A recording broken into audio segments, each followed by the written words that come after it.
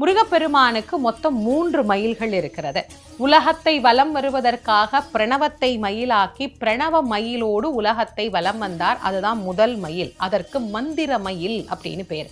சூரனை சம்ஹாரம் செய்வதற்கு புறப்பட்ட போது தேவேந்திரன் மயிலாக இருந்து முருகனை சுமந்தார். அது தேவமயில் அப்படின்னு பேரு.